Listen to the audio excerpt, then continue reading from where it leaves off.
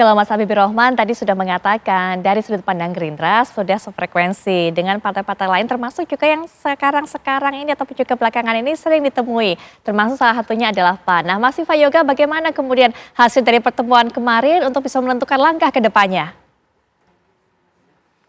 Ya Mbak Putri, pertemuan kemarin dengan Pak Prabowo adalah bagian dari follow up pertemuan acara silaturahmi Ramadan di kantor DPP PAN.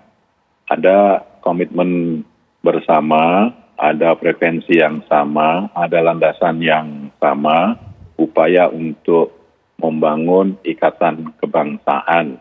Jadi, pemilu sebagai bagian dari proses kompetisi konstitusional itu harus memperkuat ikatan kebangsaan. Ikatan kebangsaan ini kalah menang tidak boleh zero sum game, semuanya adalah bagian dari anak bangsa. Itu yang pertama. Yang kedua, negara Indonesia ini negara besar, maka potensi untuk melakukan gerakan gotong royong dengan melakukan koalisi besar, koalisi kebangsaan, itu adalah sebuah keniscayaan. Sebab apa? Seluruh partai politik punya kepentingan subjektif untuk memenangkan pemilu legislatif dan pemilu presiden. Proses koalisi ini adalah syarat yang di Undang-Undang Nomor 7 Tahun 2017 tentang Pemilu Pasal 222 sesuai dengan presidensial threshold harus memenuhi 20% kursi DPR RI. Jadi kalau ada kekuatan besar bergabung menjadi satu, maka komitmen untuk menggabungkan basis konstituen masing-masing partai politik akan semakin membesar dan potensi untuk memenangkan pemilu presiden juga akan semakin tinggi. Jadi siapapun nanti lawannya buat kami tidak ada masalah, tetapi yang penting kebersamaan, komitmen untuk membangun koalisi ini adalah bagian penting dalam proses-proses politik menjelang pemilu presiden. PAN siap untuk menjadi penggerak dalam rangka terwujudnya koalisi kebangsaan di bawah komando Bapak Presiden Jokowi.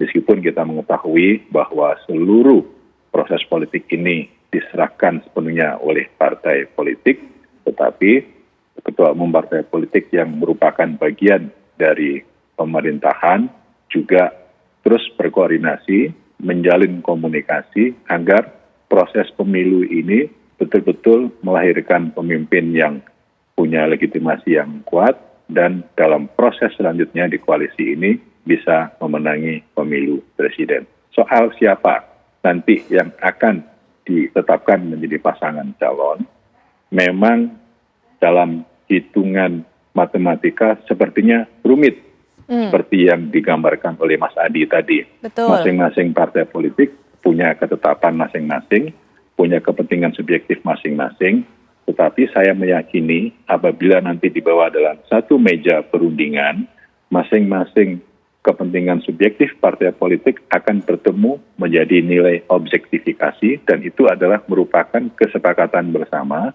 Tentunya ukuran-ukuran yang akan dipertimbangkan adalah ukuran-ukuran rasionalitas berdasarkan politik akal sehat. Jadi ukuran-ukuran yang kualitatif melalui hasil lembaga survei bisa dikuantitatifkan melalui ukuran-ukuran elektabilitas, popularitas, dan beberapa hal mendasar yang menjadi bahan pertimbangan partai politik tentunya akan kita rumuskan, kita musyawarahkan secara mufakat, diputuskan secara kolektif kolegial, aman, damai, dan tidak ada voting. Itu Mbak Putri. Baik, selanjutnya Pak Budi Ari juga dari Projo mungkin bisa memberikan komentar juga bagaimana pandangannya dengan rencana terbentuknya koalisi besar ini. Apalagi juga yang kita tahu Pak Jokowi sempat mengatakan bahwa tidak ingin dikaitkan dengan terbentukan atau pembentukan koalisi. Tapi sebenarnya kalau PAN tadi sudah mengatakan bahwa koalisi ini ada di bawah komando dari Presiden Jokowi.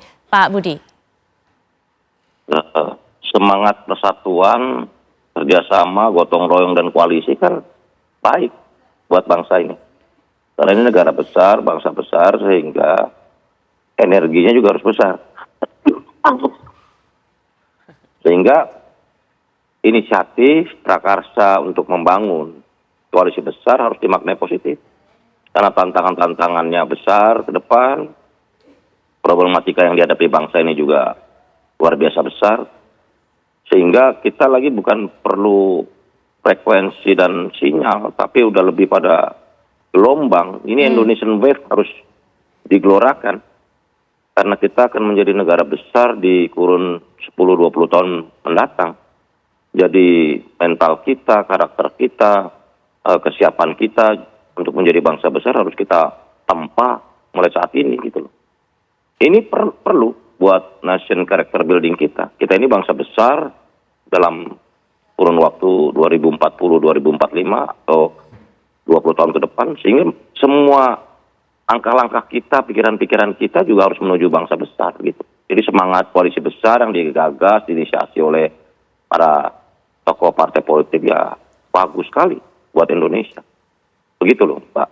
Baik, nanti kita juga akan dengarkan bagaimana pandangan Mas Adi melihat hal ini. Sepertinya semua sudah sepakat, tapi tentunya masalah mengenai pencalonan seperti apa, kami akan bawa Anda tuh bisa menggali lebih dalam lagi. Tapi setelah jeda, kami segera kembali.